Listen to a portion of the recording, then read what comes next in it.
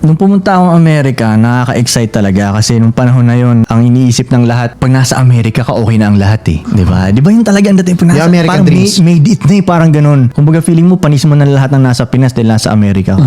Kala ko rin makikita ko si Snoop Dogg.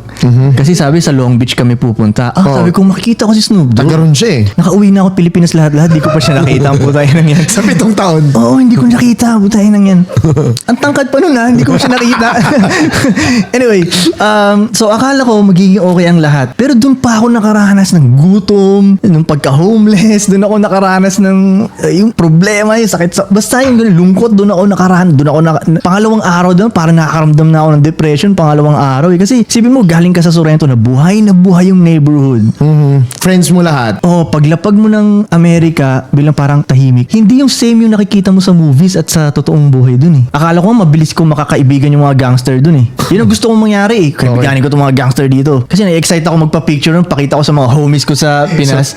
Kaibigan ko yung mga gangster dito, di ba? Hindi pala. Nakakatakot palang lapitan. Putitripan ka pala o ano man. Oo, ganun. May mga racism, may mga ganun, di ba? Lahat ng... Yung una, hindi ko pa naano yung racism dun eh. Pero yung hindi lang ganun. Hindi katulad dito na paglabas mo ng neighborhood, madali kang may makausap na iba, di ba? Punta ka lang ng court, may magiging kaibigan ka. Doon hindi ganun kadali. Lalo na't bata ka pa.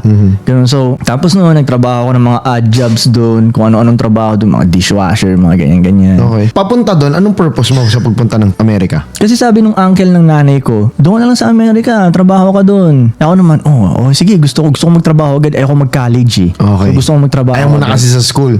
Tas Amerika nga naman kasi yung idea. Tapos sabi ng uncle ng nanay ko, yung pinakamababang sweldo dun, ganito. Yung panahon na yun, parang 6.75 per hour ata. Ang kinumpute ko, mas mataas pa sa teacher ko Sige na, doon na, di ba? Parang ganun. Yan na. So, kaya kami pumunta dun. Ako lang ang plano talagang pumunta dun. Nainggit lang si nanay Ako rin, parang ganun. So, nag-end up kami dalawa ni nanay dun. Pero magkaibang diskarte dahil dun hindi kayo magkakanya-kanyang diskarte na dun eh. So, Hindi ka na niya pagsisilbihan bilang anak. Kumbaga, kailangan niya na rin dumiskarte. Ikaw, kailangan mo na rin dumiskarte. halos hindi ko nga nakikita. Minsan ko lang makita si nanay dun eh. Lagi siyang, yung live-in, mag-alaga ng mga matatanda. Mga ganun. Caregiving. Kaya nagaganon siya dati. Tapos una ako, pinag-aral muna ako nila na kasi ng, parang 4th year high school ko, kumbaga doon 12th grade doon. Yung tinapos ko muna yun doon. Okay. Tapos yun, nag-work na ako, magkanya kung ano-ano doon. Tapos yun na, doon ako nakaranas ng hindi madali talaga dito. Parang yun, akala lang ng iba, madali dito, pero hindi pala. Layo sa katotohanan. May mga friends ka doon? Like, sino ng mga naging tropa mo doon? Foreign? Hindi, na ano rin eh, Filipino community din, kaya hindi rin nahasa ng todo yung English ko eh. Okay. Filipino community lang din. Akala ko nga doon, pagdating ko doon, puro sandwich lang ako. Gulat ako, adobo rin dito. Ayun, may kakainin natin dito, adobo, ganun. So, kaya pag umuwi ako ng Pilipinas, yung lagi tanong nila sa akin kung hindi ka na nagkakanin. Yan. Sinigang din kami doon. Hindi ako nakakapag-steak, yun ang sabihin nyo.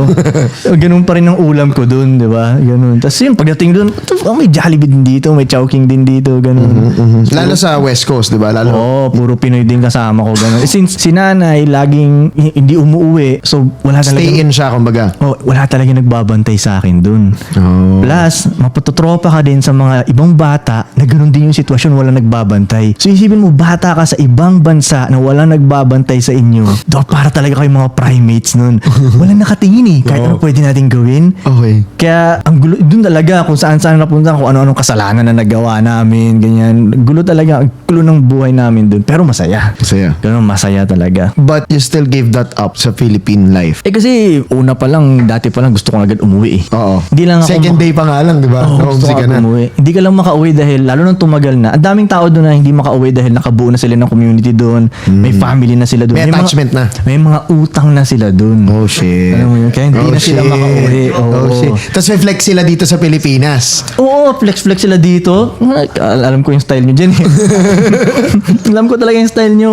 So, lahat ng kaibigan ko nga doon sa States, lahat yun sila gustong umuwi ng Pinas eh. Wala lang may bayag na umuwi talaga eh. Dalawa lang kami sa tropa, dalawa lang kami umuwi talaga dito eh. Bakit? Paano kailangan ng bayag pag umuwi ka dito? Kumbaga, nag-hustle ka na sa Pilipinas na lahat ng rules ina-apply doon na sunod mo eh.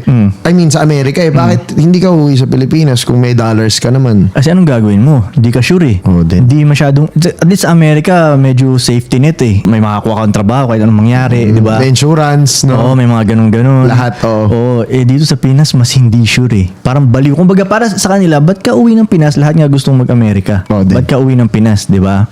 Kaso hindi ko talagang makita yung pera sa Amerika eh. Para sa akin alam ko may pera doon, pero sa akin, hindi ko makita. Sa Pinas ko siya nakikita. Parang inisip ko, mas pwede akong mandaya sa Pinas Doon ako mag-make money.